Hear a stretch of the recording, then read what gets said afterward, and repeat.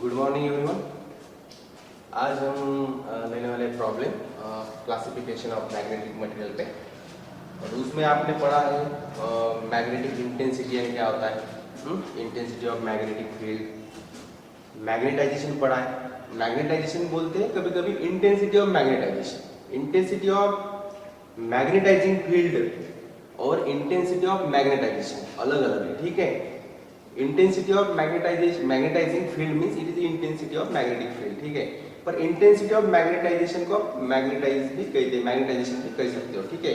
तो intensity of magnetizing field which is indicated by H and intensity of magnetization is denoted by the I, capital I, ठीक है। सबने पढ़ा है इसके रिलेटेड फार्मूले, उनके डायमेंशंस, यूनिट सब पढ़ा है आपने, ठीक है। Susceptibility, permeability, magnetic inductions, relative permeability और ससेप्टिबिलिटी का रिलेशन सब पढ़ा है। क्यूरीज लॉ पढ़ा है। डायमैग्नेटिक ओबे नहीं करता क्यूरी लॉ, क्यूरी-वीज लॉ भी ओबे नहीं करता। सिर्फ पैरामैग्नेटिक मटेरियल और ferromagnetic material Curie law obey करता है, ठीक है। तो प्रॉब्लम में क्या दिया है कि फॉर मैग्नेटाइजिंग फील्ड, मैंने अभी बताया H is a magnetizing field. Magnetizing field of intensity 2 × 10⁻³ ampere per metre, ठीक है। Aluminium at 280 kelvin, 280 kelvin temperature दिया है, ठीक है। एक्वायर इंटेंसिटी ऑफ मैग्नेटाइजेशन, देखो मैग्नेटाइजिंग फील्ड ऑफ इंटेंसिटी अलग है और इंटेंसिटी ऑफ मैग्नेटाइजेशन अलग है। कितना एक्वायर करता है, जब इतनी फील्ड इतने टेम्परेचर पे आप अप्लाई कर रहे हो, मैग्नेटाइज करने के लिए अप्लाई कर रहे हो, तो कितना मैग्नेटाइज हो रहा है, intensity of magnetisation of 4.8 × 10⁻² ampere per metre. दोनों का यूनिट सेम है पर दोनों क्वांटिटी अलग अलग है, ठीक है। Find susceptibility of aluminium at 280 degree, जिस 280 डिग्री पे, सॉरी 280 केल्विन पे, डिग्री नहीं सॉरी 280 केल्विन पे इतनी मैंने मैग्नेटिक फील्ड अप्लाई की है, इतनी मैग्नेटाइजिंग फील्ड अप्लाई की है और इतना मैग्नेटाइजेशन वहां पे हुआ है, तो उस टेम्परेचर पे ससेप्टिबिलिटी क्या होगी एल्यूमिनियम की। Similarly if temperature rise to 320 degree, आप 280 केल्विन 280 केल्विन से 320 केल्विन पर टेम्परेचर लेके जाते हो, तो what will be its susceptibility and magnetization. ये रिलेशन टाइप प्रॉब्लम है कि इतने टेम्परेचर पे इतनी ससेप्टिबिलिटी, तो इतने टेम्परेचर पे कितनी ससेप्टिबिलिटी, रिलेशन टाइप प्रॉब्लम है, ठीक है। तो पहले जो जितना डाटा दिया है वो निकाल लो कि मैग्नेटाइजिंग फील्ड जो है H इज इक्वल टू है 2 × 10⁻³ एम्पियर मीटर, ठीक है। I भी दिया है, I is equal to 4.8 × 10⁻² ampere per metre, और एक इसलिए दिया है 280 केल्विन पर दिया है, ठीक है। तो ससेप्टिबिलिटी निकालनी है। Now the aluminium is a paramagnetic material. Aluminium क्या है, पैरामैग्नेटिक मटेरियल है। कल मैं लेक्चर में आपको नेक्स्ट लेक्चर में आपको मैं diamagnetic example, paramagnetic example, ferromagnetic material के एग्जांपल लिख के दूंगा, ठीक है। उससे आपको आसानी से फाइंड आउट कर सकते हैं कौन सा मटेरियल कौन से कैटेगरी में आता है, ठीक है, मैग्नेटिक प्रॉपर्टीज में आता है, ठीक है। उसके साथ कुछ थ्योरेटिकल ऑब्जेक्टिव क्वेश्चन भी दूंगा, ठीक है। अब इस ये जो दो वैल्यू है उस एल्यूमिनियम पैरामैग्नेटिक मटेरियल की इस टेम्परेचर पे है, तो आपको क्या निकालना है, ससेप्टिबिलिटी। इस टेम्परेचर पे ससेप्टिबिलिटी निकालनी है, definitely susceptibility of magnetic material is equal to क्या होता है, it is a ratio of magnetization per applied magnetizing field, बराबर है ये फार्मूला। ससेप्टिबिलिटी का फार्मूला सबको पता है, परमेबिलिटी का भी फार्मूला पता है। परमेबिलिटी का क्या होता है, B/H होता है, मैग्नेटिक इंडक्शन पर मैग्नेटाइजिंग फील्ड, ठीक है। पर ससेप्टिबिलिटी का फार्मूला क्या होता है, मैग्नेटाइजेशन पर मैग्नेटाइजिंग फील्ड, ठीक है। सो I की वैल्यू पता है, I की वैल्यू है 4.8 × 10⁻²/2, मैग्नेटाइजिंग फील्ड है 2 × 10⁻³ दोनों का यूनिट सेम है, इसलिए ससेप्टिबिलिटी का यूनिट नहीं होता, ठीक है। यूनिट ले सके, सॉरी यूनिट भी नहीं होता और डायमेंशन भी नहीं होता, ठीक है। सो इनका अगर कैलकुलेशन करते हो आप, इनका अगर कैलकुलेशन करते हो तो 2 से पहले इनको डिवाइड कर दो 4.8 को, जो भी वैल्यू आती है पावर सेट करो, ये 10 टू द पावर 3 है तो इसको ऊपर लेके जाओ तो ये 10 टू द पावर -3 होगा। इन दोनों का मल्टीप्लिकेशन करो पावर का, ये 10 टू द पावर -5 होगा। ठीक है, अब ये दोनों वैल्यू बची है तो 2 से 1 और ये 4 1.4 into 10 to the power -5, sorry 2 है ना, 2 the 2.4 means 2.4 into 10 to the power -5। ये है ससेप्टिबिलिटी एट टेम्परेचर 280 केल्विन, बराबर है। अब क्या हो रहा है कि टेम्परेचर बढ़ गया है, 320 केल्विन कर दिया है हमने, तो उस कंडीशन पे ससेप्टिबिलिटी और मैग्नेटाइजेशन क्या रहेगा। तो डेफिनेटली जब टेम्परेचर के साथ ससेप्टिबिलिटी का रिलेशन आता है कि टेम्परेचर बढ़ रहा है तो ससेप्टिबिलिटी का क्या होगा, बढ़ेंगी कि कम होंगी। ये जो रिलेशन पढ़ना तो हम क्यूरी लॉ यूज करते हैं, तो definitely Curie law is equal to C by D। ठीक है, this is at temperature, suppose at 280 kelvin है, एंड ससेप्टिबिलिटी एट 320 केल्विन। ठीक है, तो मैं क्या करूंगा, इन दोनों का अगर रेशियो लेता हूं मैं, सबको पता है ना कि C तो कांस्टेंट है, it is a q constant, बराबर है। Means susceptibility is inversely proportional to temperature. Means मुझे ये निकालना है तो मैं क्या करूंगा, ये ऐसे रिलेशन लिखूंगा। देखो susceptibility is inversely proportional to temperature, susceptibility is inversely proportional to temperature में ऊपर जाएगा T। ठीक है, सो मुझे निकालना ये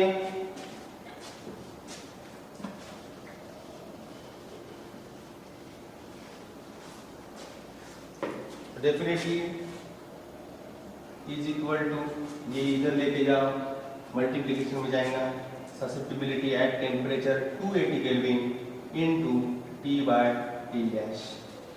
ठीक है, तो इसकी वैल्यू निकाली है हमने, बराबर है 2.4 into 10 to the power -5 into first temperature है 280 अपॉन 320। इसका कैलकुलेशन करो, पहले इन दोनों को सॉल्व कर लो, बाद में इसके साथ मल्टीप्लाई करो, इसके साथ पावर के साथ एडजस्ट कर दो। ठीक है, तो इसका आंसर आता है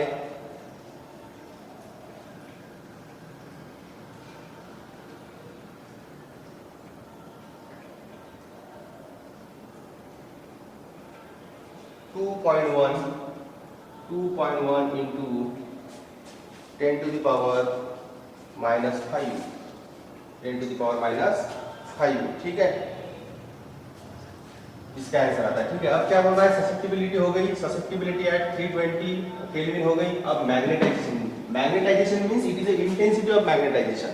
जैसे ये देखो इंटेंसिटी ऑफ मैग्नेटाइजेशन दी है, अभी इसी टेम्परेचर पे हमें इंटेंसिटी ऑफ मैग्नेटाइजेशन बोला है कि इंटेंसिटी ऑफ मैग्नेटाइजेशन सेम। ठीक है, मैग्नेटाइजेशन और मैग्नेटाइजिंग फील्ड अलग अलग है। ठीक है, तो इंटेंसिटी ऑफ मैग्नेटाइजेशन या मैग्नेटाइजेशन निकालना है, तो डेफिनेटली मैग्नेटाइजेशन निकालना है, तो ससेप्टिबिलिटी हमने निकाली है। इसके पहले एक फार्मूला यूज किया था हमने, ससेप्टिबिलिटी इक्वल टू क्या होता है, magnetization per magnetizing field. Magnetization susceptibility at 320 kelvin is equal to magnetization at 320 kelvin upon magnetizing field. तो मैग्नेटाइजिंग फील्ड तो है अपने पास, वो तो बदलेंगी नहीं, वो तो अप्लाई की है हमने, सिर्फ टेम्परेचर चेंज कर रहे हैं, उसके साथ ससेप्टिबिलिटी मेजर कर रहे हैं और मैग्नेटाइजेशन फाइंड आउट कर रहे हैं। ठीक है, आपने मैग्नेटाइजिंग फील्ड अप्लाई की, ठीक है, तो आपको इतने मैग्नेटाइजेशन मिला है इतने टेम्परेचर पे, तो उसकी ससेप्टिबिलिटी भी हमने निकाली। अब मैग्नेटाइजिंग फील्ड जो है उतनी रखनी है, सिर्फ हम टेम्परेचर चेंज कर रहे हैं। टेम्परेचर चेंज करने के बाद उसके ससेप्टिबिलिटी में और उसके मैग्नेटाइजेशन में क्या चेंजेस आते हैं वो निकालने हैं हमें। तो डेफिनेटली ये जो है I डैश निकालना है हमें, मैग्नेटाइजेशन एट 320 केल्विन, क्योंकि ये निकाली है हमने क्यूरी लॉ यूज करके। So I dash is equal to H। तो इसका रिलेशन, इसका वैल्यू आती है, देखो ससेप्टिबिलिटी की 2.1 into 10 to the power -5 into 2 into 10 to the power 3 ये वैल्यू, तो इसका कैलकुलेशन आता है 4.2 इंटू ये 2.1 से 2 से मल्टीप्लाई कर दो तो ये होता है 4.2 इंटू 2 इंटू 2 4, 2 इंटू 1 2, ठीक है, इंटू अब ये पावर जो है 10 to the power -5 into 10 to the power 3 क्या होगा 10 to the power -2 ampere per metre. Magnetization, intensity of magnetization का यूनिट है एम्पियर पर मीटर, ठीक है। तो this is all about this problem. Now next problem,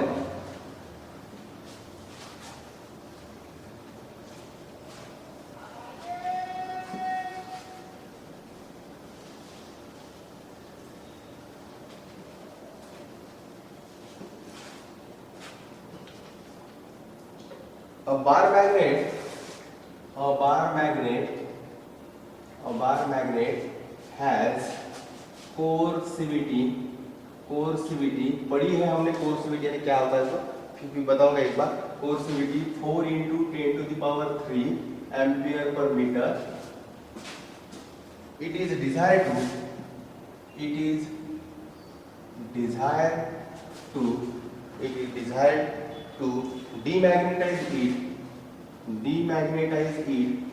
demagnetize it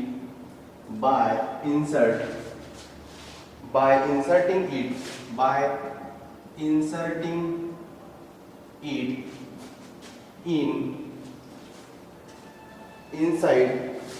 inside a solenoid of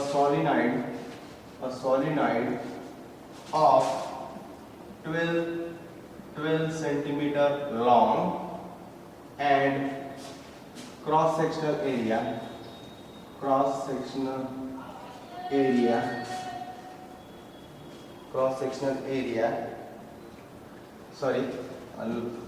and has turns 60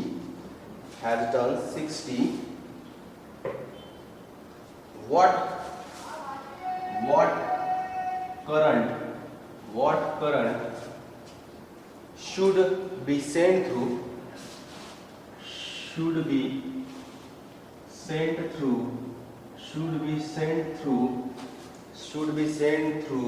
the solenoid।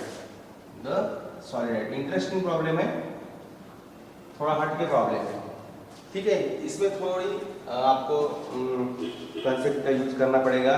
कौन से concept का? कोर्सिविटी। Actually कोर्सिविटी यानी क्या होता है कि जब हम मैग्नेटाइजिंग फील्ड किसी मैग्नेटिक मटेरियल पे अप्लाई करते हैं, फेरोमैग्नेटिक मटेरियल पे, तो वो मैग्नेटाइज होता है, बराबर है। और at a particular value of magnetizing field magnetization maximum हो जाता है, सैचुरेट हो जाता है, बराबर है। बाद में उसके बाद आप कितनी भी मैग्नेटाइजिंग फील्ड अप्लाई करो, मैग्नेटाइजेशन बढ़ता नहीं है, ठीक है, वो सैचुरेटेड हो जाए। पर वहां उस वैल्यू से हम अगर रिवर्स में आते हैं, जीरो की तरफ मैग्नेटाइजिंग फील्ड लाते हैं, तो वो मैग्नेटाइजेशन फील्ड जो है जिस वैल्यू से बढ़ती गई उस वैल्यू से उस पाथ से कम नहीं होती, दूसरा पाथ से आती है। और मैग्नेटाइजिंग फील्ड जीरो करने के बाद भी मैग्नेटाइजेशन जीरो नहीं होता है, बराबर है। तो जो रिमेन मैग्नेटाइजेशन है उस फेरोमैग्नेटिक मटेरियल के लिए, उस रिमेन रेसिडुअल मैग्नेटिज्म को जीरो करने के लिए हम फिर से मैग्नेटाइजिंग फील्ड रिवर्स ऑर्डर में माइनस वैल्यू की तरफ मैग्नेटाइजिंग फील्ड को अप्लाई करते हैं उस फेरोमैग्नेटिक मटेरियल पे, बराबर है। तो क्या होता है, जैसे बढ़ गया बाद में दूसरा पाथ लेता है, तो इतनी जो फील्ड है इसको रिड्यूस करने के लिए हम ये जो मैग्नेटिक फील्ड है जीरो से और रिवर्स करते हैं, और इस पर्टिकुलर वैल्यू पे, इस माइनस पर्टिकुलर वैल्यू पे ये जो रिमेनिंग मैग्नेटाइजिंग फील्ड है, सॉरी रिमेनिंग मैग्नेटिज्म है, मैग्नेटाइजेशन है, वो जीरो होता है, ठीक है। तो इस वैल्यू को, इस मैग्नेटाइजिंग फील्ड को, value of this magnetizing field को हम कहते हैं कोर्सिविटी, क्योंकि इतनी वैल्यू हमें मैग्नेटाइजिंग फील्ड की लगी है to complete reduce the magnetization present inside the magnetic material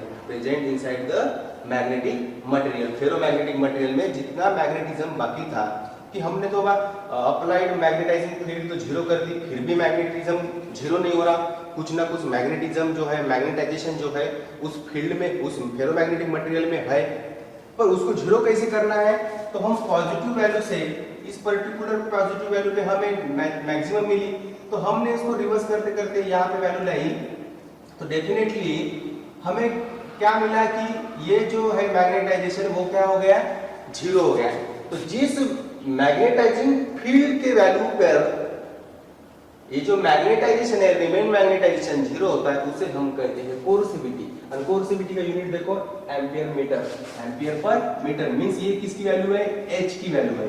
पर कौन सी एच, रिवर्स मैग्नेटाइजिंग फील्ड की वैल्यू है, रिवर्स मैग्नेटाइजिंग फील्ड की वैल्यू है, जिसे हम कोर्सिविटी कहते हैं, जिसे हम क्या कहते हैं, कोर्सिविटी। इस पर्टिकुलर वैल्यू, इतनी वैल्यू चाहिए हमें remain magnetizing field, remain magnetization, remain magnetism को जीरो करने के लिए जितनी मैग्नेटाइजिंग फील्ड लगती है, उस मैग्नेटाइजिंग फील्ड को हम कहते हैं कोर्सिविटी। ठीक है, means coercivity is equal to H, that is the magnetizing field, reverse magnetizing field is equal to 4 × 10⁻³ ampere per metre. ठीक है, नाउ अब कितने टर्न्स है, 60 टर्न्स है, 60। अब क्या होता है कि इतनी वैल्यू है उस मटेरियल की, उस बार मैग्नेट की कोर्सिविटी इतनी है, और it is desire to demagnetize, हमें अगर इसको डीमैग्नेटाइज अगर करना है, सपोज हर एक फेरोमैग्नेटिक मटेरियल की रिटेंटिविटी डिसाइडेड रहती है, पर फिक्स रहती है, कोर्सिविटी भी फिक्स रहती है, बराबर है। अब इसकी कोर्सिविटी इतनी दी है, इसका मतलब क्या करना है हमें कि इतनी ही कोर्सिविटी, इतनी ही रिवर्स मैग्नेटाइजिंग फील्ड हम जब तैयार करेंगे किसी एक्सटर्नल सोर्स के माध्यम से, तभी ये जो बार मैग्नेट है डीमैग्नेटाइज होगा। कब होगा, अब कैसे करना है, inserting it inside a solenoid, एक सॉलिनॉइड है, उस सॉलिनॉइड के मदद से हमें इतनी रिवर्स मैग्नेटाइजिंग फील्ड अप्लाई करनी है इस बार मैग्नेट को, क्योंकि उसे हमें टोटली डीमैग्नेटाइज करना है। सो उसकी लेंथ भी दी है, टर्न भी दी है, तो definitely number of turns per unit length, number of turns per unit length निकालनी है हमें पहले 60 पर 12, तो ये हो गया 5 टर्न्स पर सेंटीमीटर, क्योंकि ये सेंटीमीटर दिया है तो इसको हम मीटर में कर सकते हैं, 500 टर्न्स पर मीटर। ठीक है, this is the N, this is the number of turns per unit length, number of turns per unit length. ठीक है, ये वैल्यू भी निकालनी है हमें। अब मेन प्रॉब्लम ये है कि हमें क्या निकालना है, हमें क्या निकालना है कि कोर्सिविटी इतनी, कोर्सिविटी की वैल्यू जो इतनी है, इतनी ही वैल्यू हमें सॉलिनॉइड की मदद से, अब क्योंकि ये जो बार मैग्नेट है हम सॉलिनॉइड में डालने वाले, सॉलिनॉइड में डालने वाले, क्यों डालने वाले बार मैग्नेट सॉलिनॉइड में, क्योंकि उस बार मैग्नेट को हमें टोटली कंप्लीटली डीमैग्नेटाइज करना है, जिसकी कोर्सिविटी इतनी है, मींस इतनी ही रिवर्स मैग्नेटिक फील्ड, मींस इतनी ही रिवर्स मैग्नेटिक फील्ड हमें अप्लाई करनी है। पर अप्लाई करने के लिए हमें हमारे पास उपलब्ध भी चाहिए, बराबर है, तो हम किसके माध्यम से उतनी तैयार करेंगे, सॉलिनॉइड के माध्यम से। पर सॉलिनॉइड कैसे मैग्नेटिक फील्ड तैयार करता है, जब सॉलिनॉइड से कौन फ्लो होता है, जब करंट फ्लो होता है, सॉलिनॉइड में से जब करंट फ्लो होता है तो वो करंट मैग्नेटिक फील्ड जनरेट करता है। पर उस करंट को हम ऐसे फ्लो करेंगे कि जिससे हम रिवर्स मैग्नेटाइजिंग फील्ड तैयार कर सकते हैं, और वो रिवर्स मैग्नेटाइजिंग फील्ड कितनी होनी चाहिए, इतनी होनी चाहिए to completely demagnetise the bar magnet. So हमें क्या निकालना है कि what current should be sent through the solenoid to produce that much of reverse magnetizing field to complete demagnetize the bar magnet। ठीक है, सो करंट निकालना है हमें, तो डेफिनेटली जो फार्मूला है सॉलिनॉइड का वो है मैग्नेटिक इंडक्शन, सबको पता है magnetic induction of solenoid μ0 Ni, क्योंकि करंट का फार्मूला सॉलिनॉइड का, सॉलिनॉइड में करंट का फार्मूला इसमें ही, ठीक है, करंट इसमें आता है। ठीक है, सो करंट निकालना है कि इतना करंट हमें जनरेट करना है, क्यों करंट इतना जनरेट करना है, क्योंकि इतना ही करंट इतनी रिवर्स मैग्नेटाइजिंग फील्ड तैयार करेगा to complete the demagnetize the bar magnet. So I is equal to V/μ0 N।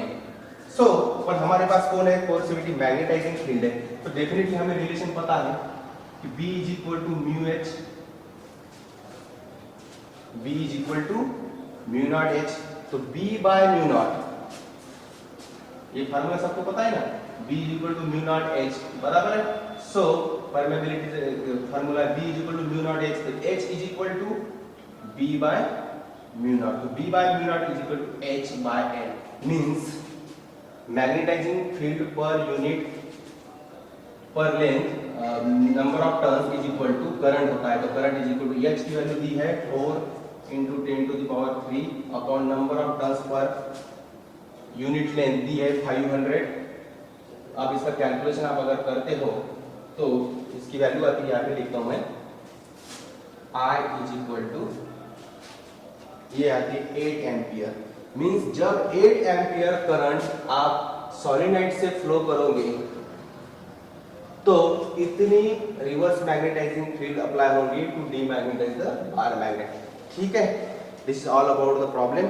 अगर कोई डिफिकल्टी हो आपको प्रॉब्लम के ओरिएंटेड, किसी कंसेप्ट के ओरिएंटेड, ठीक है, किसी कंसेप्ट के रिलेटेड या थ्योरेटिकल जो भी पार्ट है या कोई प्रॉब्लम का पार्ट, अगर कोई प्रॉब्लम है तो मुझसे कांटेक्ट करो, ठीक है, मुझे बताओ, मैं डेफिनेटली सॉल्व करूंगा आपको, ठीक है, वो समझा के दूंगा, ठीक है। Thank you.